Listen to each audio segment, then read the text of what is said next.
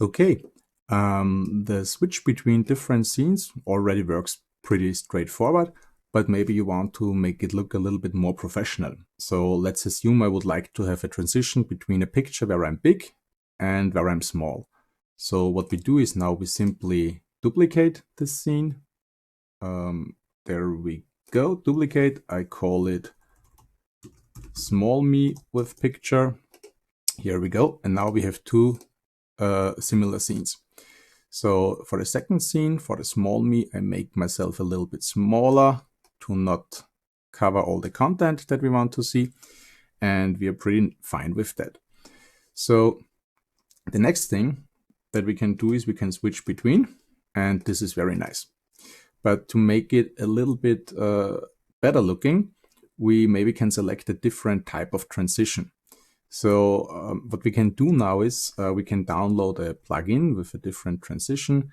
In that particular case, for example, we could select to download the move transition. Wrong window, sorry for that. Let's say plugin OBS move transition. There we go. Here we find it at the OBS project page.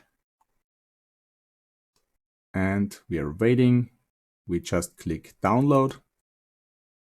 We select the Windows installer. It's not too big, 1.4 megabyte, download, and there we go. So after downloading, you just can open the file and install it, restart your OBS Studio, and then the move transition is available. I already did it. So in my OBS Studio, I already can find it here in the scene transitions pane. And now I can say add a move transition. We call it make me small. Okay, or let's call it move the speaker, because we use it in both directions. We keep everything as it is. Here you can play around if you want to. We leave it the way it is. Okay, and what we get now is, now we get a transition between different scenes, which really looks a little bit more sophisticated than just switching between everything. Yeah, and that's the basic principle of how we can create different images. And my suggestion right now is just play around, create different scenes, integrate different content.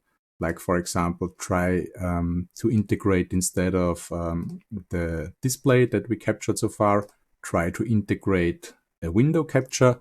This enables you to simply capture an open window of your choice. And so play around, experiment, and then we take a look what else we can do in the next video.